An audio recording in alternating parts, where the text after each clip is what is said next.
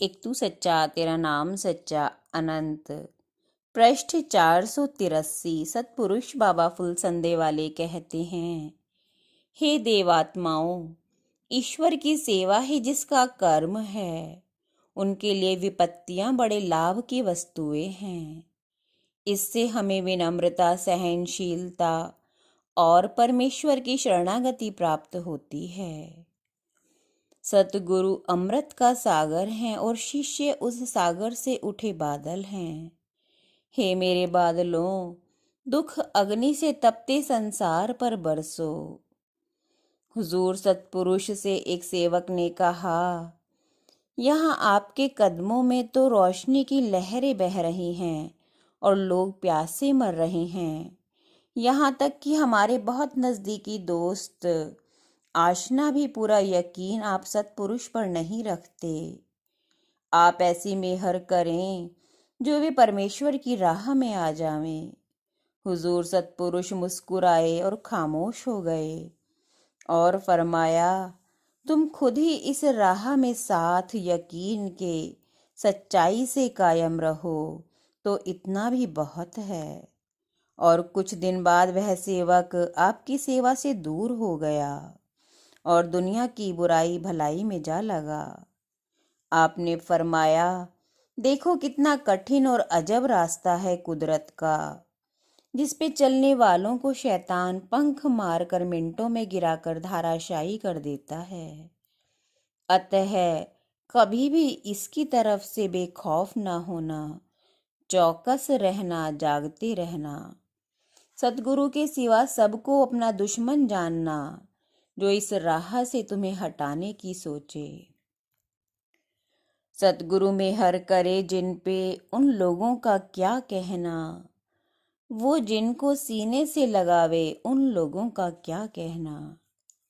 मध्य प्रदेश ग्राम पाटन के जंगल में वृक्षों के तले हुजूर सतपुरुष अपने देवताओं के समान शिष्यों के साथ जब संध्या कालीन 4 बजे वाली आराधना करने के लिए खड़े हुए तो ब्रह्मा जी ने अपना दुशाला देवताओं के चरणों में बिछाने के लिए डाल दिया।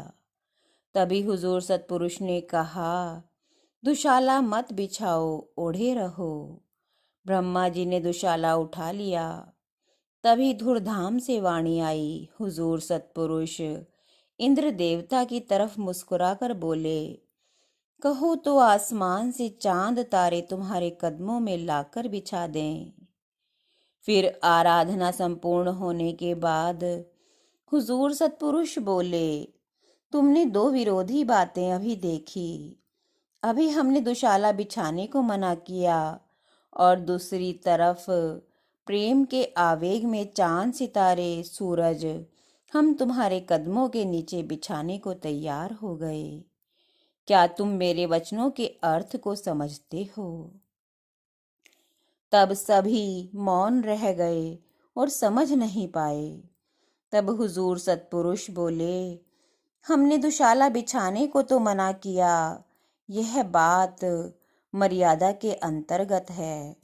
अगर 2 आदमी घास पर बैठे हैं और बाकी 2 के लिए दुशाला बिछाया जाए तो उचित नहीं, या सब के लिए बिछाओ तो भी उचित नहीं। यह दुशाला हुजूर सतगुरु का ओढ़ा हुआ और फिर प्रसादी में तुमको दिया हुआ है, इसलिए इसे पैरों में बिछाना उचित नहीं। दूसरी बात जो हमने कहा, तुम्हारे कदमों में सूरज, चांद, तारे लाकर बिछा दें, यह प्रेम की दैविक वाणी है। होतारम रत्न धातमम, यानी परमेश्वर अपनी आराधना करने वालों को चांद, सितारे, सूरज, धन, वैभव, राज्य, संपत्ति, 3 लोक और अमृत प्रदान करता है और यहाँ तक कि उनको सच्चे मोती बनाकर अपने ताज में जड़ लेता है। एक तू सच्चा तेरा नाम सच्चा।